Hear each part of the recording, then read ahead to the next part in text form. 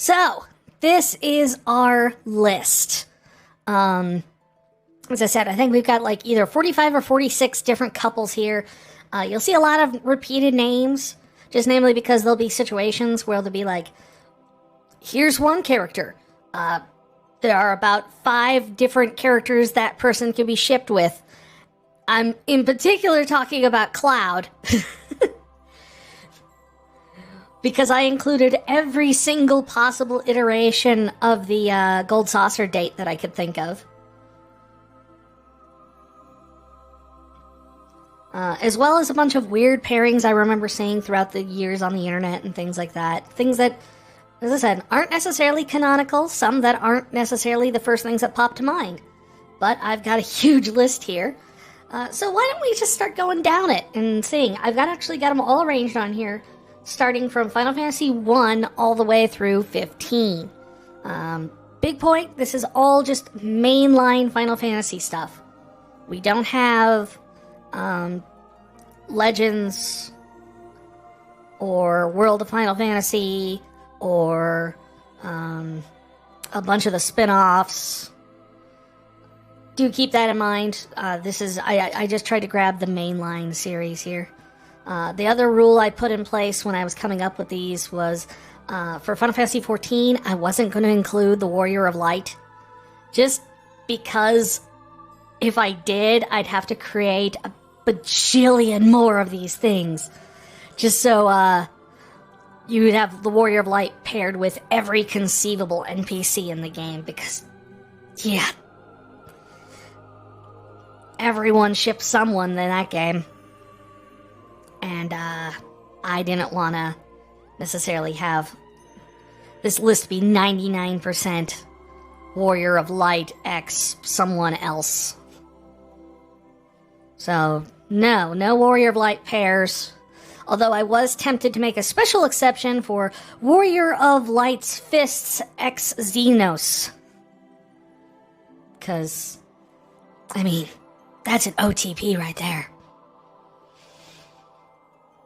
So without further ado, let's get into the Valentine's Day festivities and start figuring out who everybody... shrunk my window. Who has the best romance in all of Final Fantasy? First things first, we have Jack and Sarah. Technically not Final Fantasy 1. Technically it's Stranger of Paradise where these two were put together. But I wanted to have a Final Fantasy I representative, and since all the Warriors of Light are just random people in that game, I wanted to have something. And they did kind of make it a whole big thing that Jack and Sarah, Princess Sarah, who is a canonical character in the first game, had kind of a fling going, romance, interest each other, at least at one point in the Strangers of Paradise timeline. That being said, it's really underdeveloped. You get like maybe 4 or 5 scenes. The big problem with it is that when it comes down to the pair, most of the development is done in other timelines. And you just get to see flashes of, oh look, they had more of a relationship before. Not anymore. And because of that, it's kind of like this one of those things, like you're not really sure what their relationship stands at. It comes off as fairly average, maybe even a little lackluster. I'm kind of tempted to put it as either C or D tier. And I'm kind of struggling on that one because it's bland as milquetoast, really. As I said, it's you get like 3 scenes of it where she's like fawning over Garland Jack, and then like a scene where they listen to Jack's iPod. Stranger of Paradise is a weird game. For those who haven't played it yet, or don't plan to, it is a very strange game. And yet completely like 90% canonical fits in with Final Fantasy 1. I mean, it's very clear in the closing credits of Final Fantasy I that it's an isekai situation. So, with that being said, since there is no payoff to it, the romance doesn't go anywhere other than Garland, I guess, kidnaps her at the end to go to the Chaos Shrine. I'm going to put it as a D. Next up, we have Firion and Maria, who I couldn't remember for the life of me in Final Fantasy II if they actually ended up together or anything like that. I think the closest you ever get as anything with that is the fact that Maria kind of dances with Firion at the ball scene towards the end. But ultimately, I don't actually think they're even canonically paired together. Maria spends most of the time harping on her brother complex. So, that being said, I mean, it feels like the only reason they're together is because if it's like the only three people you have to get to know it is Firion, Maria, and Guy. And no one's gonna put the big hulking man-child with anyone, so you're kind of stuck shipping Maria and Firion, and well, of course the other character being Maria's brother. So no, we're not going to ship those two. So it just feels like this is more of like an obligation type ship, where it's kind of like, you know, I just want them to feel like you've got a good pairing there, you got something. But ultimately, no, it just doesn't come across, honestly. F tier.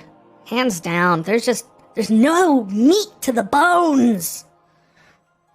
There's nothing really there other than, like, if you really felt the need to latch onto something. Which is weird, because, I mean, there is fan art of these two.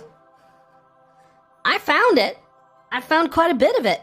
I went with this picture because this actually looks like Amano's artwork. I don't know if it actually was Amano's artwork of the two of them together. But there are people who ship them, and there are people out there who like to see these two together. Because I guess you have to have something. On the opposite side of that, we have from Final Fantasy III, we have the Onion Knights and Sarah. I have to be very kind of weird about this one, because the Onion Knights in 3 all speak in a single text color. In a single text box. They're never given individual, they never speak by their names. At least not in the originals. And in the Pixel remasters. In the 3D remake, they each got names and personalities. But in the original, they were just interchangeable Onion Knights. That you could give them names, but really the only names only come up in terms of giving them different names on the menu screen. But other than that, in like text boxes and everything, they just talk, and it's never made clear who's talking, even when they're talking to each other. It's confusing as all hell. And it drove me nuts when I was doing the voices, because I had no idea if this was a conversation between multiple of them or anything, because there's 4. But you also meet Princess Sarah, not to be confused with Princess Sarah, spelt differently, technically. And she makes it no hesitation on her part through the course of the game, and especially at the ending, that she is interested in one of multiple Onion Knights. It's not 100% clear if she's open to a kind of a polycule relationship with the Onion Knights, or if there's one in particular she has her eye on, other than she likes them. And this is good, because earlier in the game, at one point, you have the chance to rummage through her underwear drawer in a very awkward moment in the game when you're looking for things. So,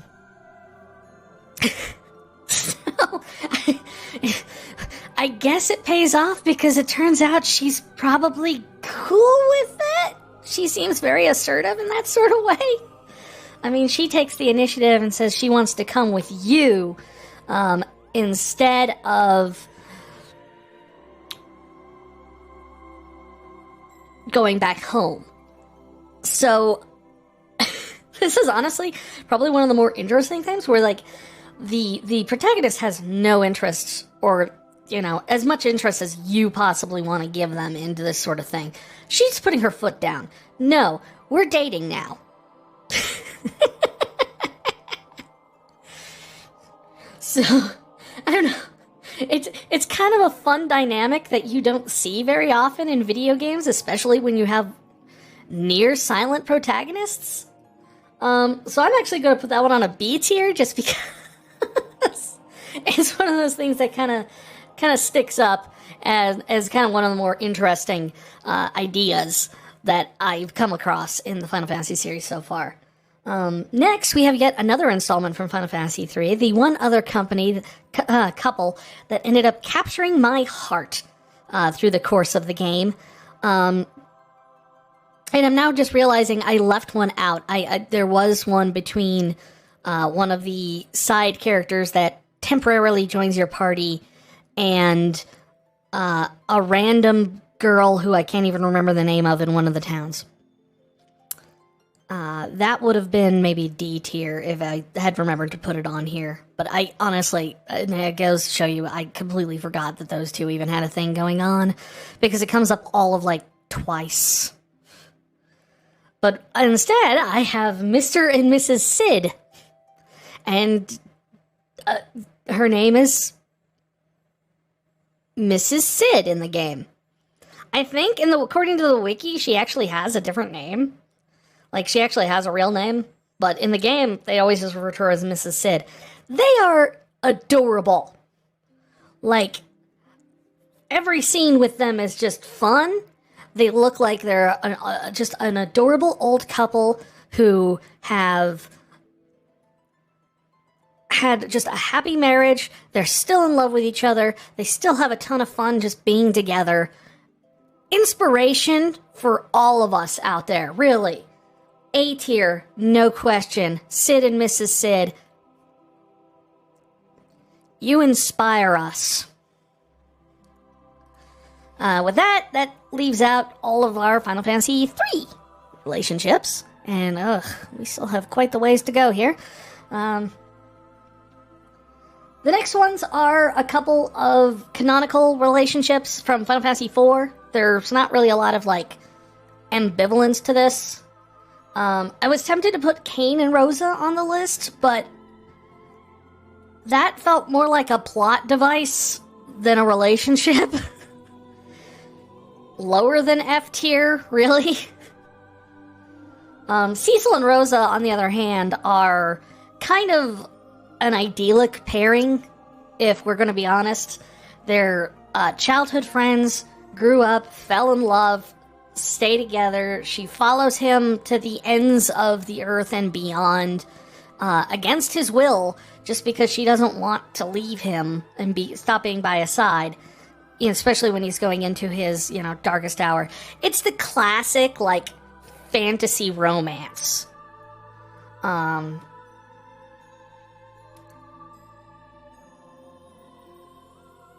That being said, I honestly don't get it on a lot of ways. Cecil and Rosa are nice together, but I don't, especially where Cecil starts in the story, I never could quite follow why Rosa was with him, other than they were childhood friends. Like, they grew up together and got together and everything like that. So, with that in mind, I don't know why she stuck with him when he was a Dark Knight. Like, you think that would have been like, oh, you're going and committing war crimes? That might put a strain on your relationship. But it doesn't. And because of that, I'm still going to put them as a B, because it's not quite there yet. It's still got some kinks. Not those kinds. Maybe those kinds? Don't know. We'll have to see. The next is, speaking of kinks, Edge and Rosa. Or, actually, why did I put Rosa? Oh, I screwed up on the title. It's Edge and Rydia. I just screwed up on the text, and my bad. I was kind of in a rush on a lot of these, trying to get this ready for this idea, because I just had this idea to do this stream like 2 days ago. But Edge and Rydia. Okay. I have been on the record in saying that the whole thing with Rydia does not bother me. Yes, she is a literal child at the start of the game. But by the time Edge meets her, she is not a child. She went to the Feymarch and grew up and trained and became a young woman. This isn't a thing where, oh no, she skipped through time and now she has the body of an older woman. No, she aged in a place where time moved faster. She still lived out all of that time, all of those years. Granted, if it was anybody else, it'd be a little bit creepier because they actually remember her when she was a child. Edge never met Child Rydia, which is also probably the only reason he's attracted to her.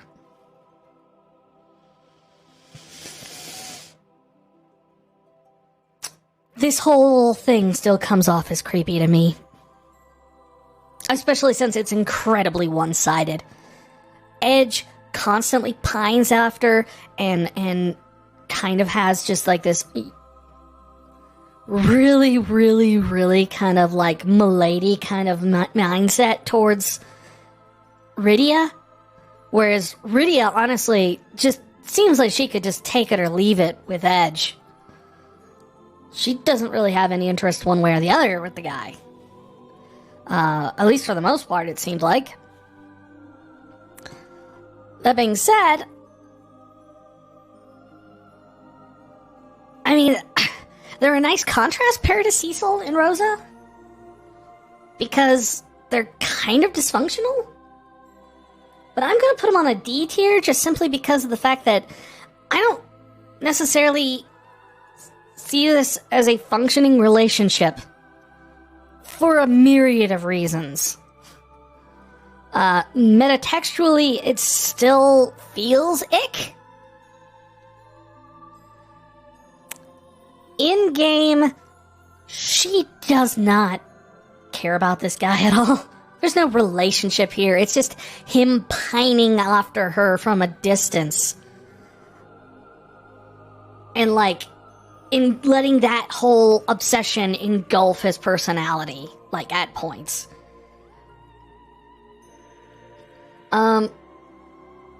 But, to contrast that, how about a nice, somewhat dysfunctional sitcom couple? Yang and Yang's wife. Again, in the game, she is referred to only as Yang's wife. She does not have a name. Apparently, according to the wiki, her name is Sheila. I don't know where that information comes from, but that is apparently what her name is.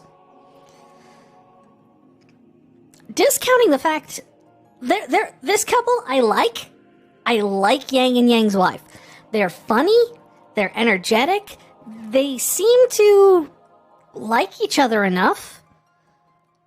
They're kind of like almost like Sid and Mrs. Sid, but then there's a whole plot point about the fact that Yang is hanging out with a bunch of literal fairies in the Feymarch.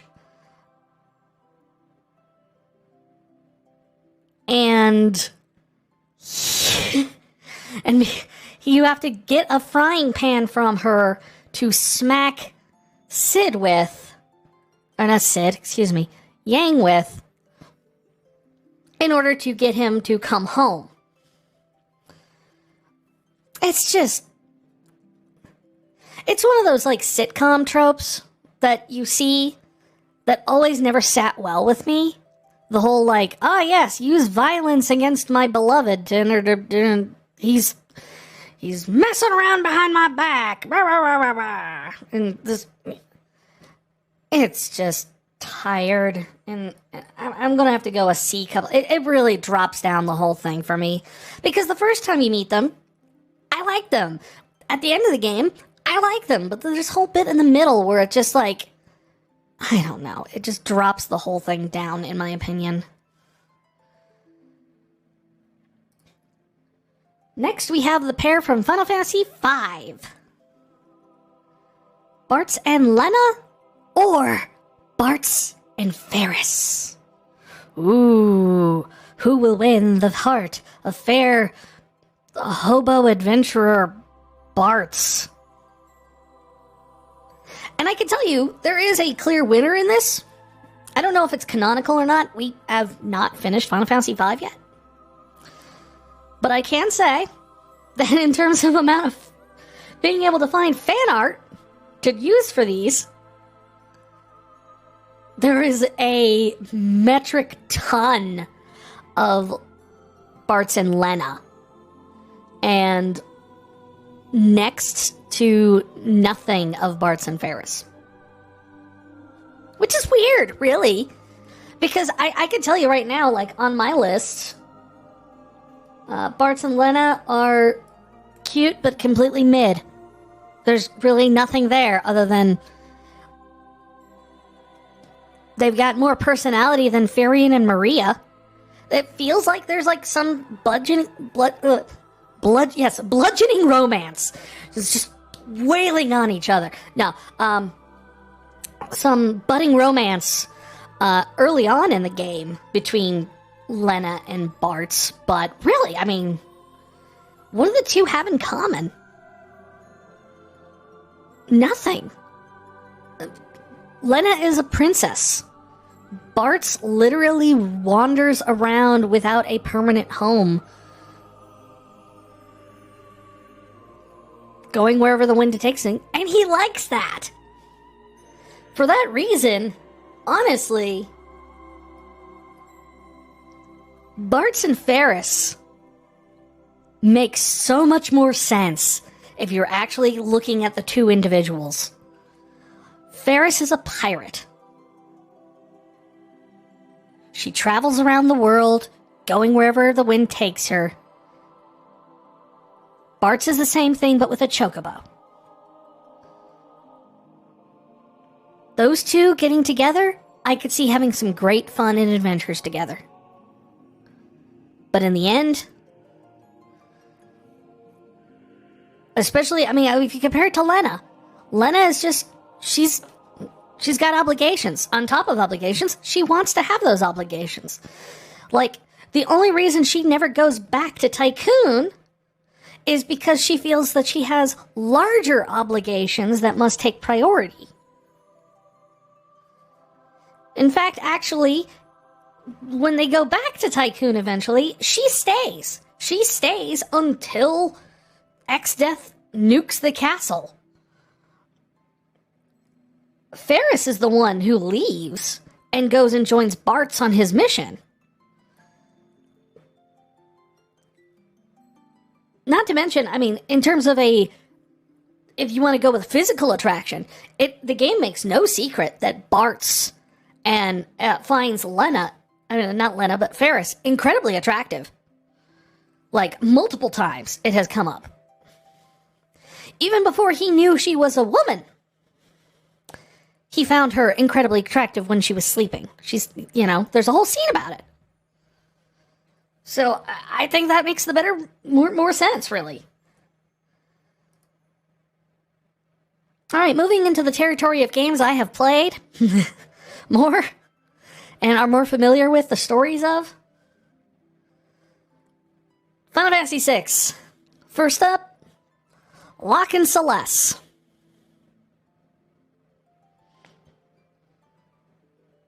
I am going to make something of a hot take here. I don't get it. like at all. Don't get me wrong. Totally see why Locke has a thing for Celeste. Never in my life understood why Celeste had an interest in Locke.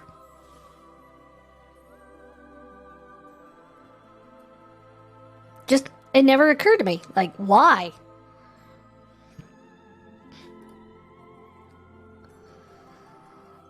Because ultimately it came down to it, and she has little to nothing in common with him. I don't know why she would find any sort of, other than the fact that he saves her at one point. And really, if that's all it took, there are, I mean, why didn't she never get with Leo? Or, I was gonna say Kafka, but Kafka. It just never made sense to me, like, why those two got together, because, like, I never got Celeste's side of it. I never saw why she found Locke so attractive, other than, like, sheer charisma and good looks. Because, I mean, you think I found out that you're keeping your ex-girlfriend's dead body in a basement may have killed the mood a bit. But no, they still end up together. And I never got it. I mean, I'm gonna put it on D. It's not a complete failing of relationship. It just, there's just a lot of, like, things that just don't make sense. You want to talk about something that really just makes zero sense, though, and I see these two shipped a lot. Edgar and Tara. What? Why? Edgar flirts with her very early on because he flirts with everything. Tara is borderline asexual. She doesn't understand love as an emotion. She doesn't get it. It doesn't make sense to her. That's her entire story arc. Ultimately, she finds out that she can feel love not through romance, but through familial love in a found family. She still never ends up having romantic feelings for anyone. She is the textbook example of an Arrow Ace game character. Like, and that's a thing for her. That's not even like, oh, it's Arrow Ace because, you know, she doesn't have a... No, the plot is about the fact that she does not have any sort of sexual or romantic feelings towards anyone. And it bothers her because she feels it makes her not normal. And eventually she latches onto family love. It's a very different feeling, but no less valid. And because of that, this whole thing never made any sense to me. Someone explain it to me. I'd love to hear the argument for Edgar and Tara getting together. Because it seems to go against everything else that goes on in that game.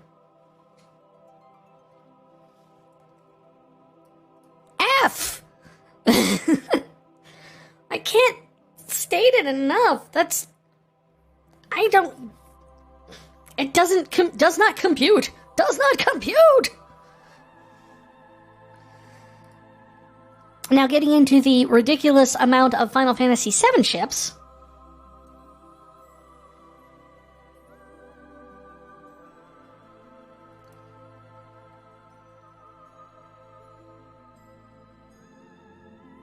We have, of course, the iconic one.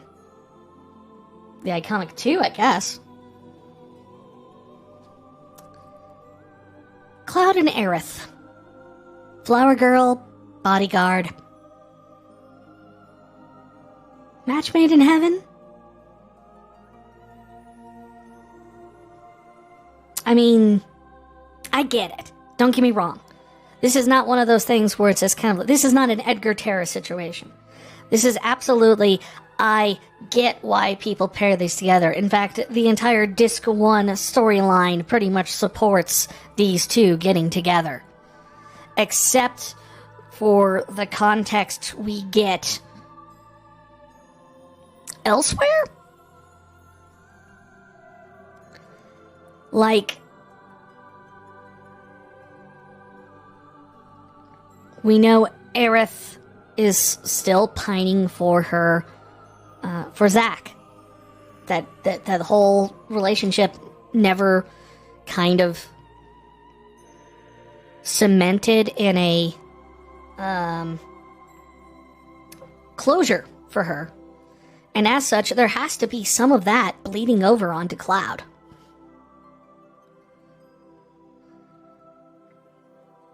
Cloud, on the other hand,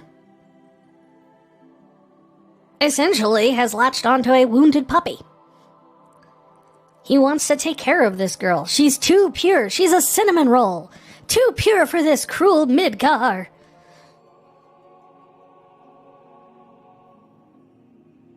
And I will say, one of the things I love about the Final Fantasy VII Remake is that it actually does show you that, yes, Aerith is very much a scrappy slums girl.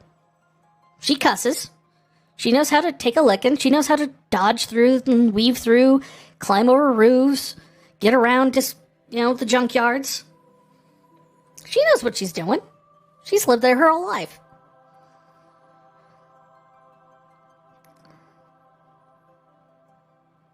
And they're cute together. They are. I mean, especially since she's very much... And if you actually look, and we're going to get to this in a bit on the list, but if you look, this is very much the prototype of what we eventually see with Rinoa and Squall. In terms of... So, I mean, there's good, solid evidence that it works between the two of them.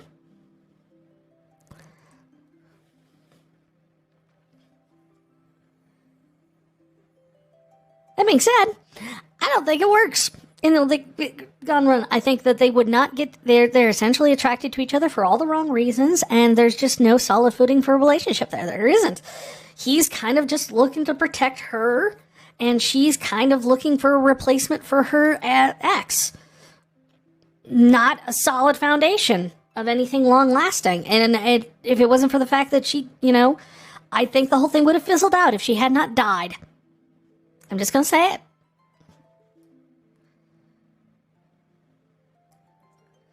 That being said, they are cute. They do work well together. I'll give them a B, honestly. I will. Because, I mean, they're cute together.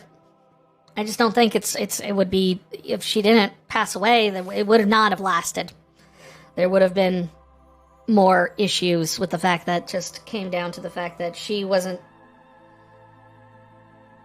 I don't think he or she was quite looking for what the other was. I think they were looking for what they wanted and not what there was actually there, to put it frankly. And for the record, if you find yourself in this, I always ask in a relationship, are you happy with what the person is, or are you in love with what the person could be? It's a good question to ask yourself.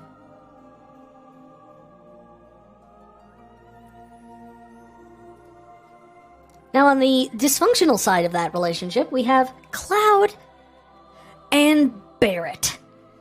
And I know you're thinking, that's just a joke thing from Gold Saucer. Yes, it is. But you know what? I wanted to give this one some thought. I wanted to see and think about and see if we could figure out would these two actually work together as a couple? Maybe they would. You don't know. Maybe. I mean, Barrett's got a lot of cinnamon roll qualities to him. Except he doesn't have to, except he's kind of like... He's a big, snuggly teddy bear in terms of his daughter. But he's also a proven fighter. He's kind of this weird... Take half of Tifa and half of Aerith and squish them together and make him a big scary man with a gun for an arm. And that's Barrett. And I could honestly see, like there's definitely some solid, like, Merc Dad flavor going on here. Like, Barrett and Cloud are very protective of Marlene. They go out and do jobs, but then they come home and make sure, Cloud helps her do her hair. Barrett tucks her in and reads her stories. I think it could be cute in terms of just a thing. The only thing I think would be stopping it, really, is, one, I'm pretty sure both of these guys are straight. There's, always fan fiction. You never have to assume anyone is straight in fan fiction. But also, just Barrett does not have the patience for Cloud. Because especially when they first meet, like, Cloud and Barrett get to know each other. Cloud is easily just a complete, stuck-up prick, honestly. And Barrett does not have the patience. And can you imagine what happens throughout the course of that story? Do you think Barrett's going to be there with him? To have his back? I don't think so. I mean, post-game, there's the orphanage whole thing that comes up in Advent Children, but I could see them doing something there, but at that point, I don't know if Barrett would want to stick around and put up with Cloud. Barrett is too good for Cloud. I'm going to say it. So with that in mind, they're nice, but it's going to get a D. Just because I don't think it's meant to be.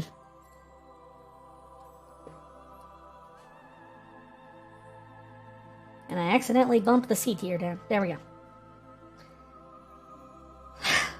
Speaking of the people who have Cloud's back, though. Here you have the complete optimization, if you will, of a formula we've seen throughout the course of this whole thing.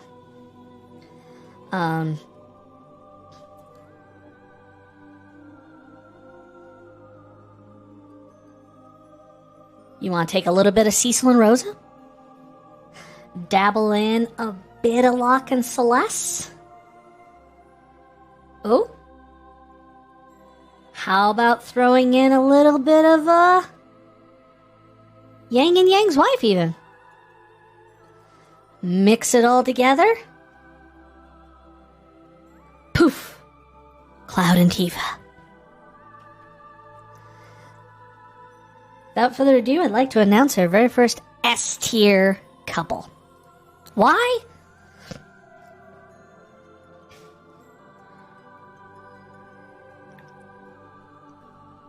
Because they are childhood friends who have had each other's back since, have kind of a stable thing going with each other, have an understanding with each other, actively care about what happens to each other. And in the end, they're the two that are, they've got each other's back through thick and thin. Honestly, I could see them growing old together. I could see them being happy together. I can see a firm foundation for them to build a relationship on. When Cloud lost his way, it was Tifa who got him back on his feet. When Cloud was about to die, it was Tifa that went and fished him out. Cloud, on the other hand, always there when Tifa needs something. Went to go save Tifa from Don Corneo. helped out Avalanche when she needed, an extra hand with it. Or as the Team 4-star guys like to put it, do her a solid. They just worked well together. And there was never a moment where I could sit there and go, no, it doesn't make sense why they wouldn't end up together. No, it just did. It always made sense to me. And I know that's a controversial take, especially since the rival party of Cloud and Aerith, very hard. But I think it works. Speaking of things that don't work, how about Sephiroth and Aerith? This is... I don't know if anyone even remembers this from way back in the day. This was a very popular fanship. Like, back when the game was new. And I'm guessing it's because, like, oh man, Sephiroth, he's like an ancient. And Aerith, she's an ancient. So together they can continue the ancient species. Which always really said something to me about the game. Because if you actually have played through the game and understood what happens in the game, you know that Sephiroth's not an ancient. He's not.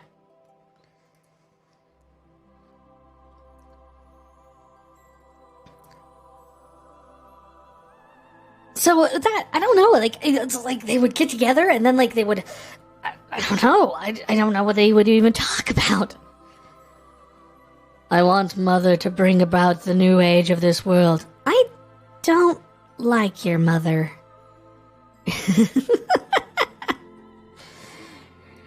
I put it on there because I remember it being a very popular fanship, but I honestly just don't get it. F tier, man. F tier. Next is Vincent and Lucretia? I'm putting him in D tier because it's not completely broken, but I honestly I don't know anything about the two, really. And this maybe I'm wrong. Maybe it's because I haven't played through Crisis Core yet, or haven't played Dirge of Cerberus, which, if the answers lie in Dirge of Cerberus about how these two ended up together, I'm never going to find out, because I ain't playing that game.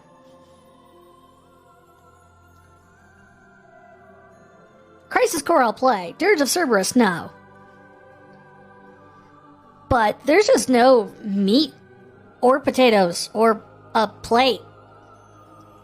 Like, there's like a couple of optional bits that kind of imply that Vincent was obsessed with this woman who worked at Shinra, and she was Sephiroth's real mom. And Hojo was also there, which just makes the whole thing creepy, because anything with Hojo makes things creepy.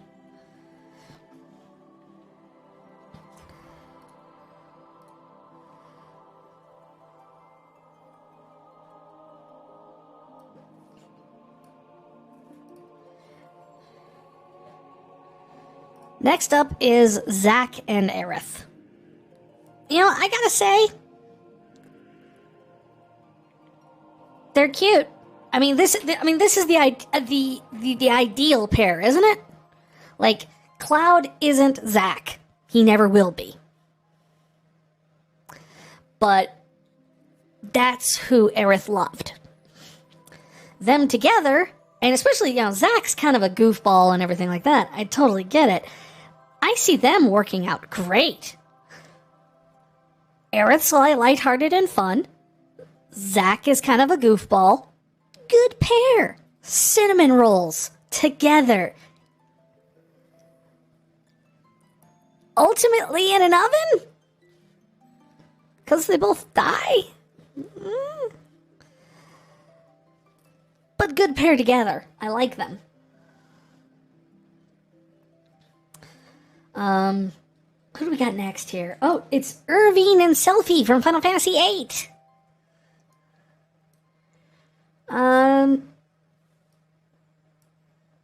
A tier. Hands down. They are the most functional and adorable and super happy couple in that entire game. And that is a game with a lot of dysfunctional people in dysfunctional relationships.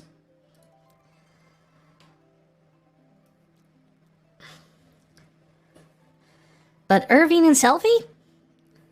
I mean, it does a great job explaining why the two would be good together. Why they got together now. Why they have a chance at making it. There's no point in that story where you feel like these two are just kind of like, why?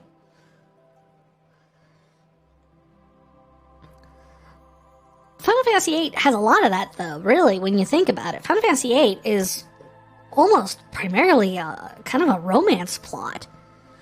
Romance takes up a majority of the kind of the motivations and plot beats and things like that happen throughout this thing. It's probably the strongest character connection between a lot of these people. So the fact that there's some good romances in there does not surprise me at all. On that note, Laguna and Julia, even though the fact that they are a very small, part of the plot, and they do not get together, you still get the feeling, just from that one night they had together, they shared a really solid connection. Once Laguna got out of his shell. But I think ultimately, the thing that brings it down in terms of relationship is the fact that there's a power dynamic issue there. He's a fanboy of hers. You're never going to have equal footing in that relationship. And you kind of feel bad for Julia in the end, because she ends up with someone that she quite honestly doesn't really love either. And it's really just more so a publicity marriage. Whereas Laguna and Rain here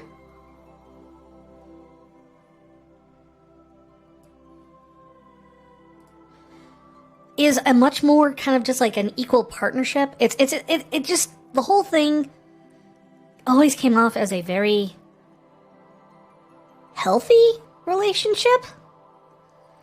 She was there, and she's there for him, he's there for her, they make each other happy, and there's really not much more to it than that.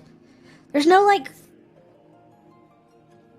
they don't know each other, they don't have, they never grew up together and everything like that, but they found each other, and in a part of their lives where neither had a lot going for them, both kind of had reached kind of dead ends in their lives. And they found each other, and they made each other happy. And I think that's really sweet. I was, during the ending cinematic of 8, when he finally proposes, Laguna finally proposes to Rain, I tear up. It's really sweet.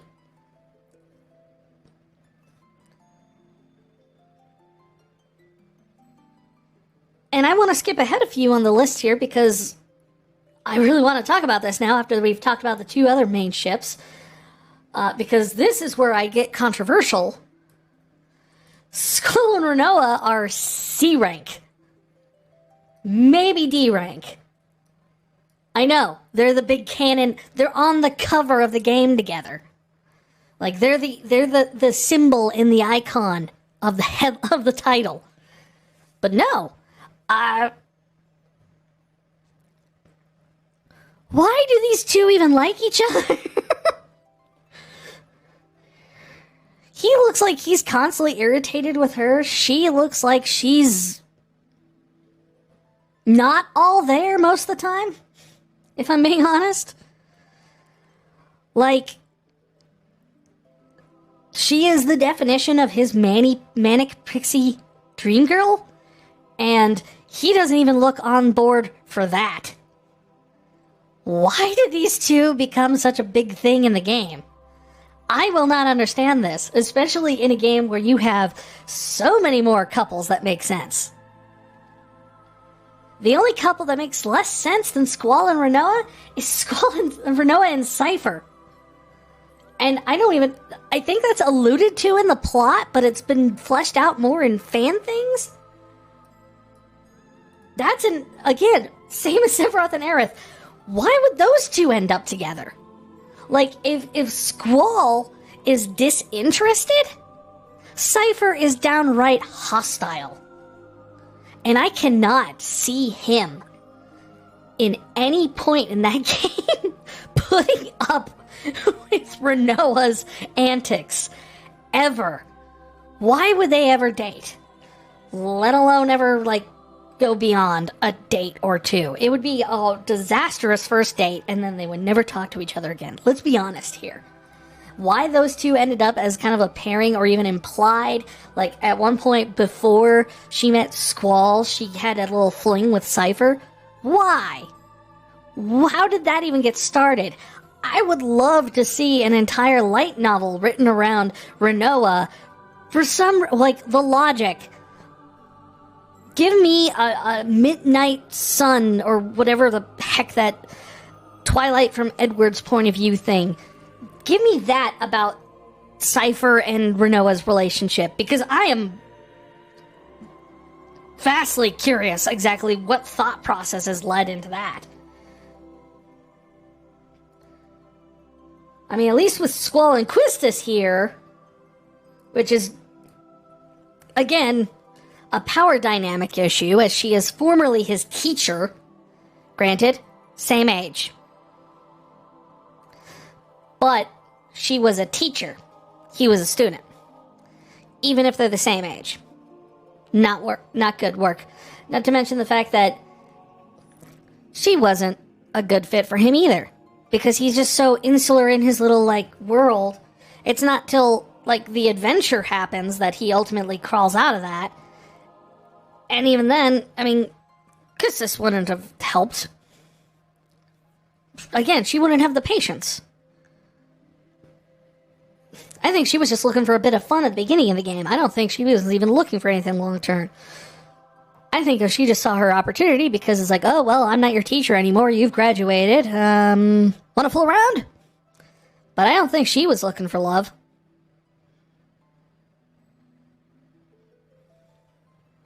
Just never got that feeling. The only thing Quistis really loves is card games. Yeah. Why did I make a Quistis triple triad one on here? Moving into Fantasy IX, we have Zidane and Garnet. I like these two. It's one of those things where there's kind of, they help each other grow. They help fulfill that opposite missing piece of each other's lives through the course of the story. And in the end, they're just really good together to the point where it really shines. Like, you know there's something special there. And it's good because, I mean, it's one of those things where it's a canonical pairing. And because it does make sense. All the pieces are set there. They're solid. I don't really have much more to say about that. I mean, it's just, they're cute together. They work well together. They help each other grow as individuals through the course of the game. Steiner and Beatrix, however,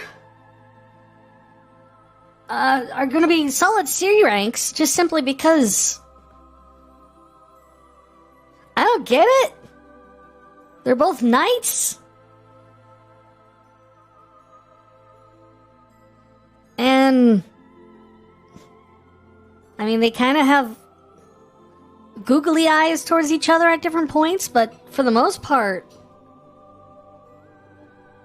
I mean, let's be honest. This is the sitcom situation again. Beatrix is the Lois Griffin to Steiner's Peter Griffin. You're going to sit there and wonder, like, why did these two get together? One is completely competent, and the other one's a complete doof. And why does she end up with him? Because, like, I don't know, it just feels like she's I'm getting back pats from my wife. I feel like I'm going to be sleeping on the sofa tonight because of this opinion.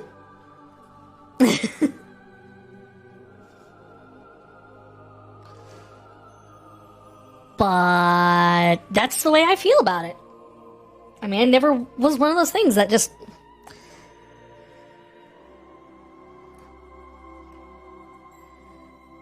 And then you have Kina and Vivi, which I didn't even know was a thing. This one actually came as a recommendation from my wife, because she remembers this from the game.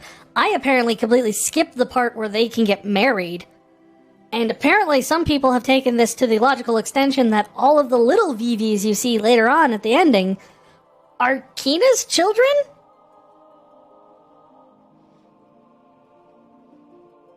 I don't know. I can't even recall a single time that these two had a conversation together.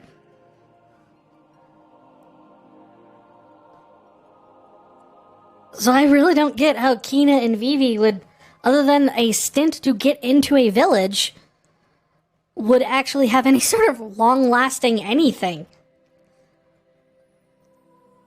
Are they even capable of reproducing with each other? To have those children? One's a... Well, that's spoilers. I don't want to really get into that. But yeah, that's just... What? And then you have Fratley and Freya, who... Again, I have to say, I'm feeling ashamed here, and makes me look forward to my eventual playthrough of 9, because I don't even remember these two.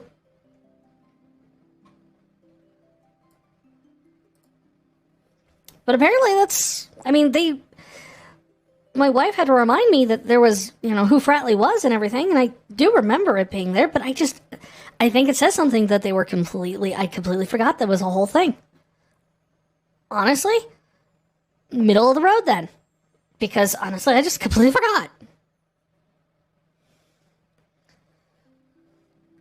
Next are the joke ships from Final Fantasy X.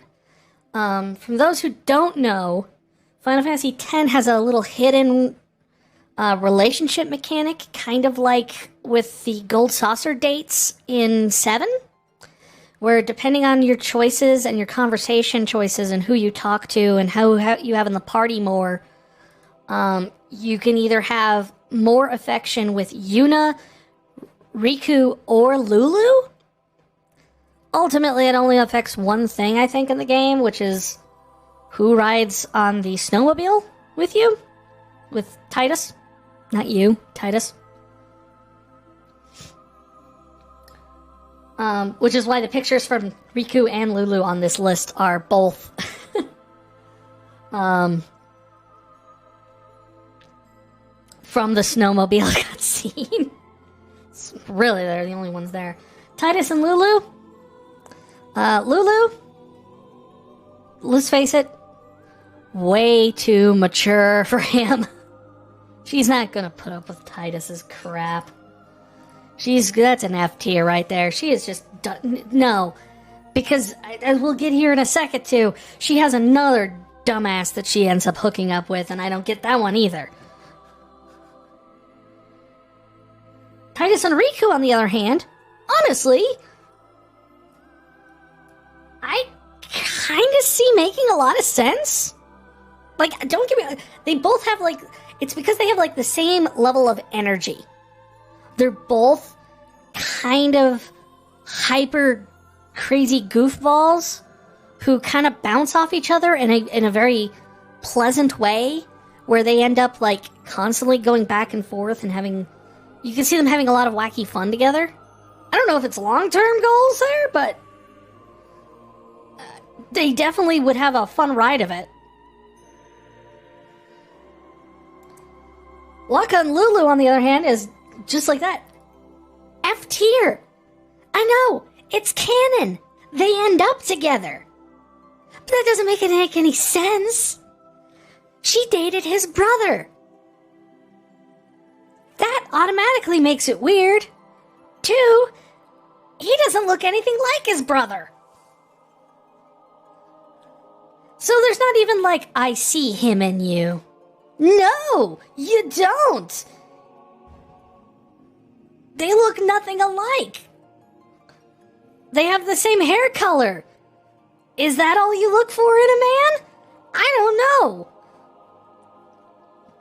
I do know that by reproducing with Waka, you have collectively brought down the IQ of the entire island.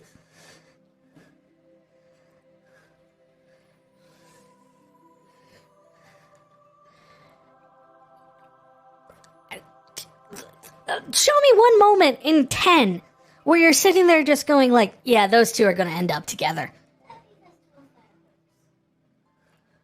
Because it doesn't exist. At best, she puts up with Waka in the first game. In the second game, they're married and have a kid. This isn't like Lois Griffin and Peter Griffin and Family Guy. This is Lois Griffin and Peter Griffin and Family Guy. Except, honestly, if I'm going to be honest, Peter Griffin's probably more capable than Waka.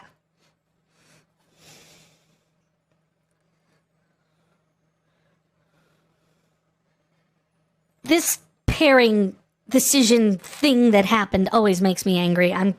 It gets me worked up because it's like, why? How? You clearly know how to write romance. You clearly know how to... You did a whole thing with Titus and Una, which we're about to get into. And granted, I don't think it's the best romance they've ever done. But, you know, I kind of get it. At least from Una's side. I don't really know what Titus gets out of it, other than he sees her as a viable groupie.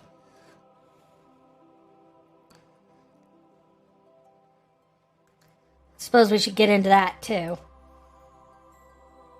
Titus and Una are a solid C rank. I'm sorry. I know people ride or die on this ship. Titus is a sports star ghost. Una is on a death march. They fulfilled a need for each other when she was at her lowest. This relationship is not healthy. It's not. Titus, I cannot honestly say, is overly, like... The way he treats her is just like the way you would expect someone to treat like a groupie or someone like... I don't think he's in love. I think he finds her attractive. I think he finds her like maybe a crush at best. I don't think he's head over heels for Una. The way he talks and treats her at best shows that he doesn't have an overly invested anything in her world or her quest or anything. He's more interested in, you know, getting with her than getting her to complete her spiritual journey.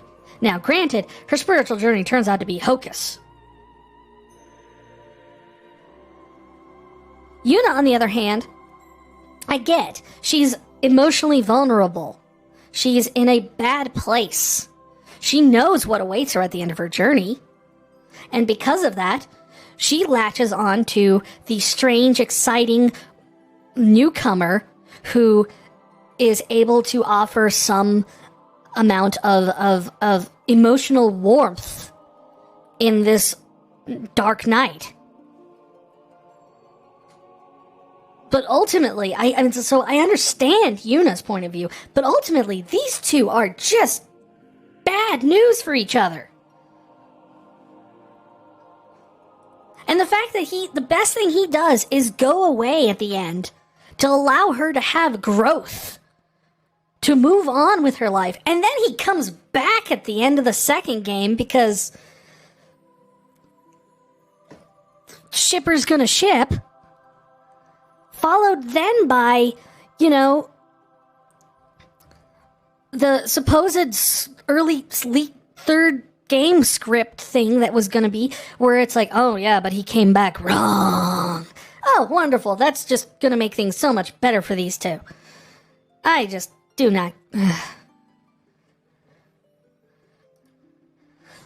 I like Final Fantasy X, but man, do I have things to say about it. And believe me, when we get to that point in our retrospective, things are going to be sad. Moving on to Final Fantasy XII, we have Balthier and Ash, which is a weird one. And strangely enough, the one I like more. I'm not going to sit there and say it's great. It's maybe B at best, because, I mean, it fits, it works. There is, like, no foundation for it really defined in the game, other than the fact that if you acknowledge the fact that Final Fantasy XII is essentially a giant knockoff of Star Wars, you have the space pirate and the princess getting together. And they do quip with each other very well, like Han and Leia, but she's still kind of getting over her dead husband? Did they ever get married? I can't remember. I want to say they got married in it. But I could see them, like, there's chemistry. On the same hand, you have Balthier and Fran.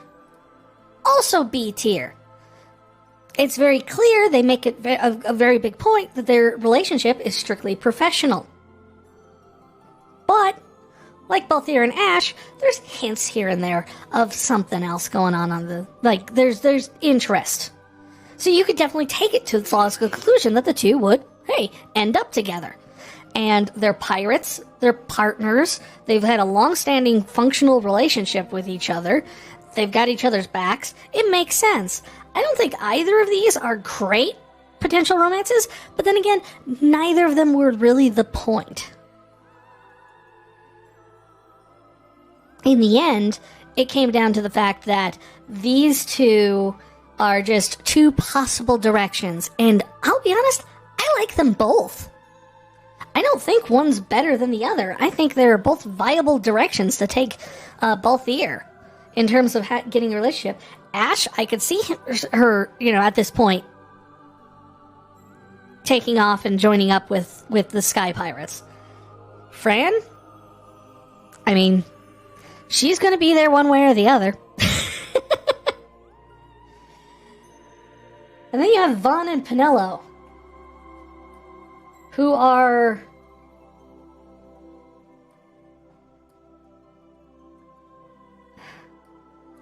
I'm torn between C and D ranks, really. Just simply because they feel so obligatory. There doesn't seem to be a point to them having a relationship. Which is weird, because they're the only ones who canonically do. Like, they end up together in Revenant Wings.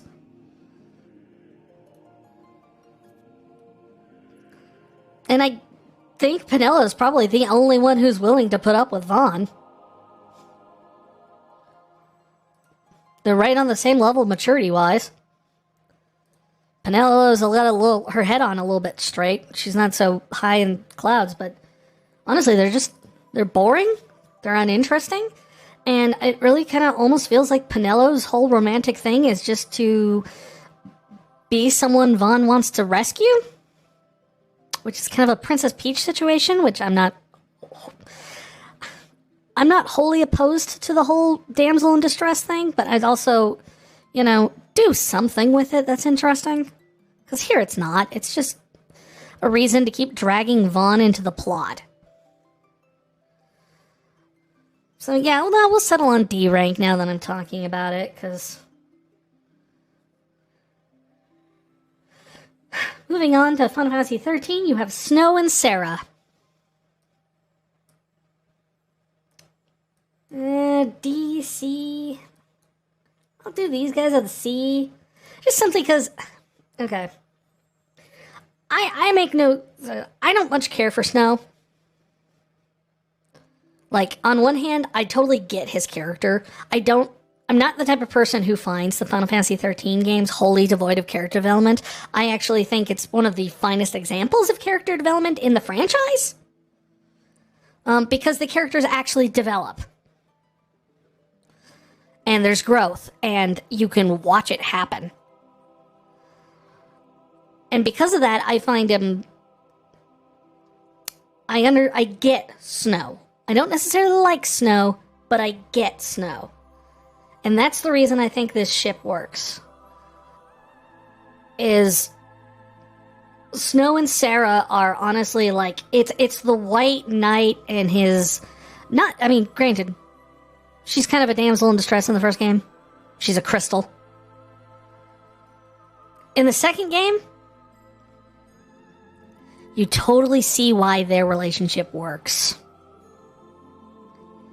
Like, she shows up 300 years in the future with a completely different guy he's never met before. And he trusts her. There's no, hey, are you getting with this guy behind my back? No, nothing. It's Sarah is his girl. He trusts his girl. If this guy's with her, he must be cool.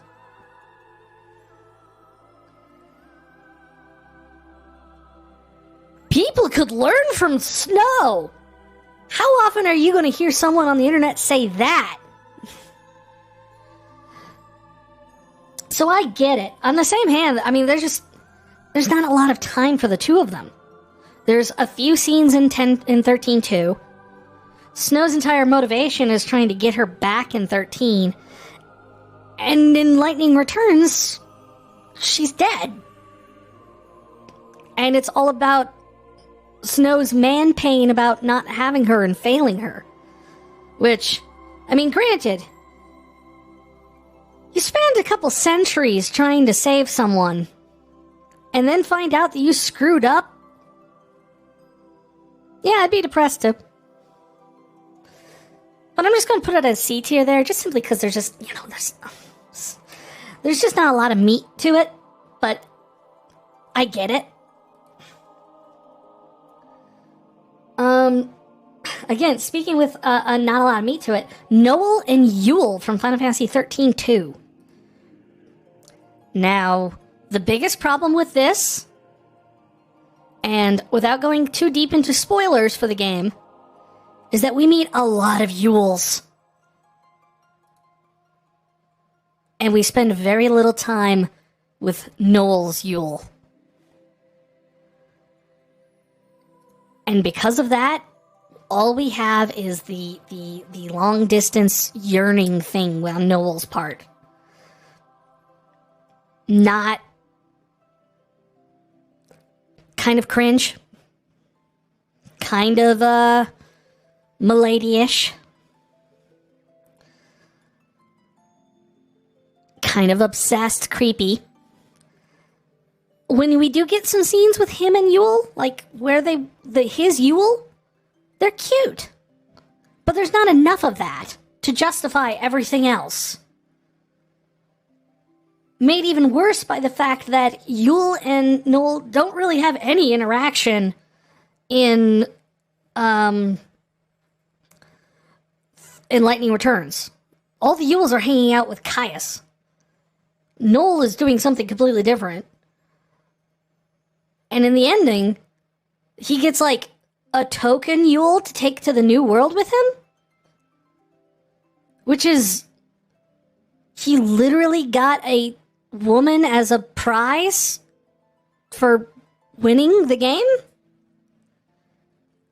Which is just weird and creepy. I don't know. Like, the only reason this is not F is because you have those few scenes where you see, like, oh, I get it. They were, there were 3 people left in the world, and they were 2 of them. And the other one was a guy who was about 20 years older than both of them. Speaking of 20 years older, this one is, for some reason, a very popular fanship, and I'm just going to go right here and just straight up and not even debate this one. It's F tier. Hope and Lightning are F tier. Why? Well, I'll tell you why. Because the only time they actually have interaction with each other, he's a 15-year-old boy. maybe 16. She is at least in her late 20s. She's got a good decade on him by hands down. There's no part of this that isn't creepy. I know a lot of people have fan art of her getting with him with like the older version of Hope from Final Fantasy XIII too. They never meet. She never meets the older Hope. She sees him again in Lightning Returns. He's back being a 16-year-old. Anytime you put these two together, it's going to be creepy. Stop doing it. Now we are to our grand... We're in the home stretch here, folks. Stick with me. We're on the 14 ships. We're just going to hit these as quick as I can here.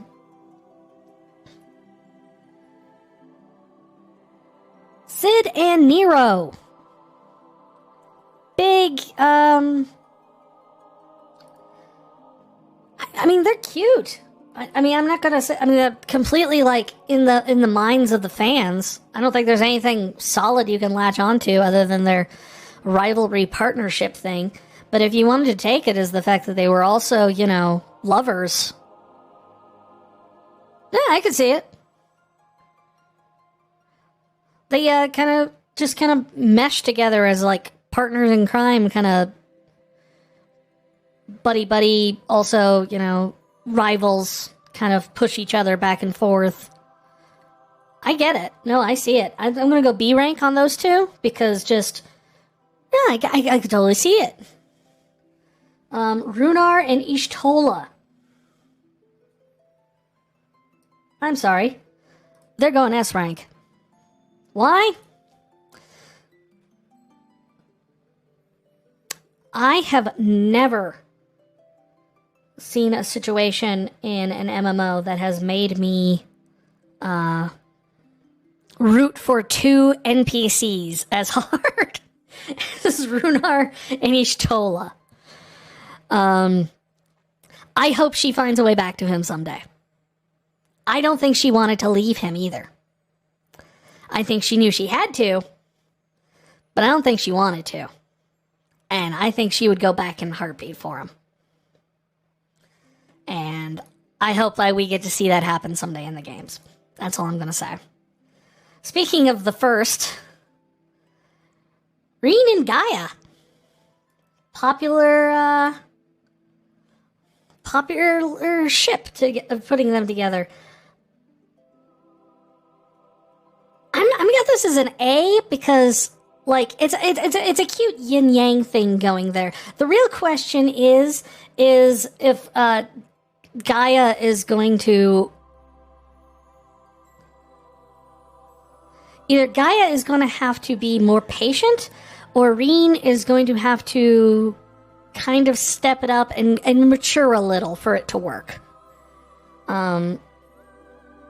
But I think there's a great foundation for those two. I think the quest line for the Eden Raid series is just a fantastic story about how these two meet, get to know each other, and there's a lot of potential for them. They're not S tier because they're not like these two are destined, you know, perfect. Want to see them. I want to see them together, but they're not quite there yet. I think there needs to be a little bit more growth on one, other, or both parts for them. Thancred and Minfilia.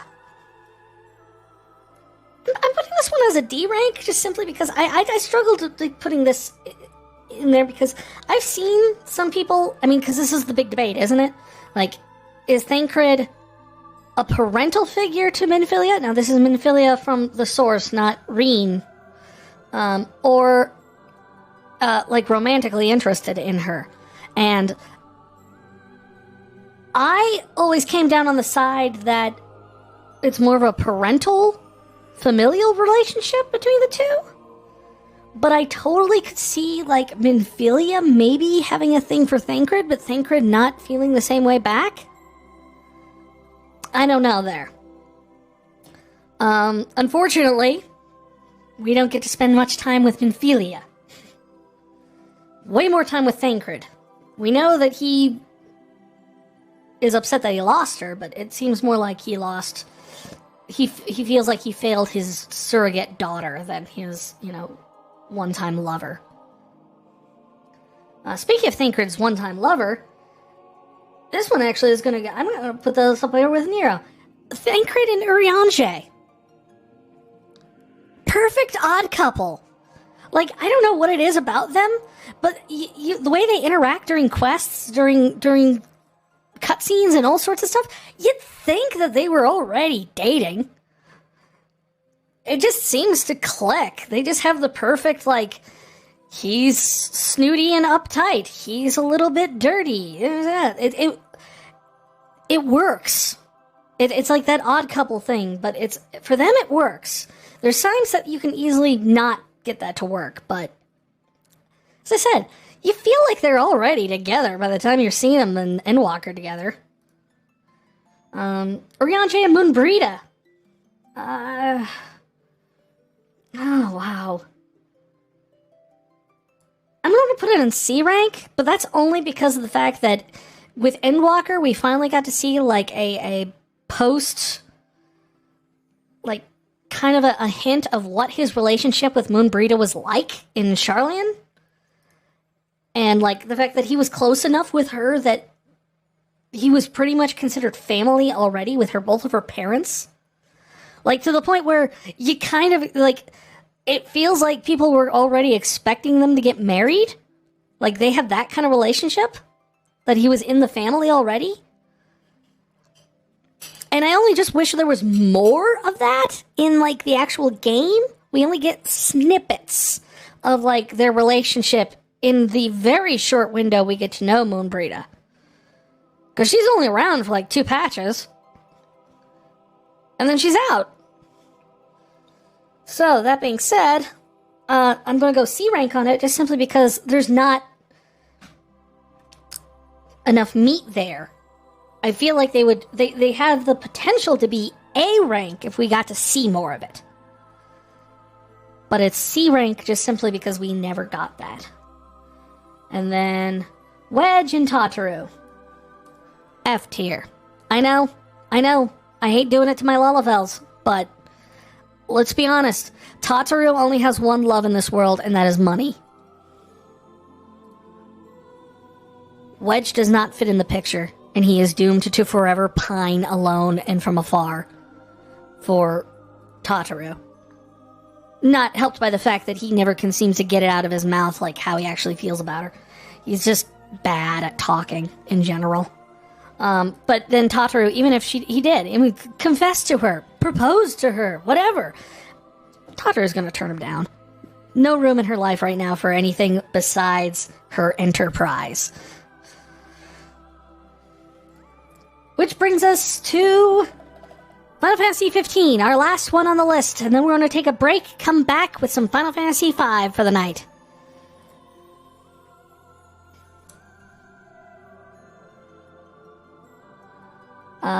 First up is our canonical couple, Noctis and Luna Freya.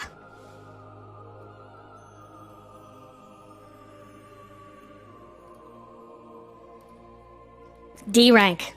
I'm sorry. Were these two together?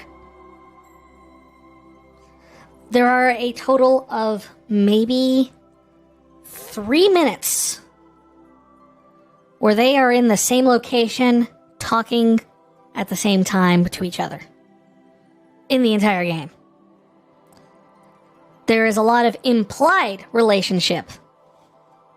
The fact that they send messages back and forth through encoded means that only they know that they've been communicating with each other from children. It's lovely. It's adorable. It's heartfelt.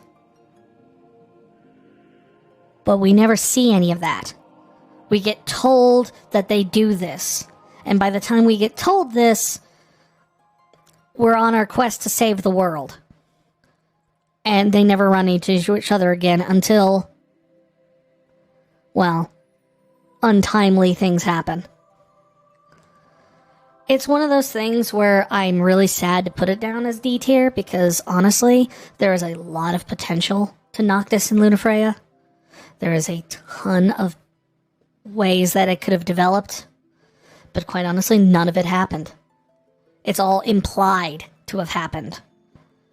And in the end, I'm not entirely sure why they were even, like, together outside of a political marriage. Like, it's implied that there's more to it than that. But we're not given that. And it's a damn shame. It's so much wasted potential there.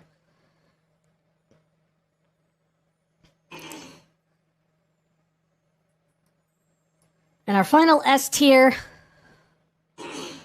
the boys. The ultimate bromance. The car crew from Final Fantasy XV. These guys are ride or die for each other. We are shown this time and time and time again. They will do anything for each other. They are the ultimate bros. Is there romantic feelings there? Is there sexual feelings there? There could be. Plenty of room to interpret some of the things that happen. But you know what? Regardless of any of that, even if there's not a lick of it, they are complete brothers in this whole thing. They have the strongest bond of some of the...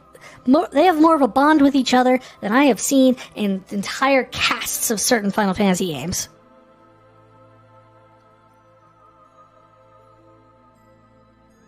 They're unbreakable. From here to the end of the world, the boys have got each other's backs. And that is why they are the final S tier of the night. And there you have our final rankings for Final Fantasy franchise here. Cloud and Tifa, Zidane and Garnet, Runar Ishtola, and the boys are top tier.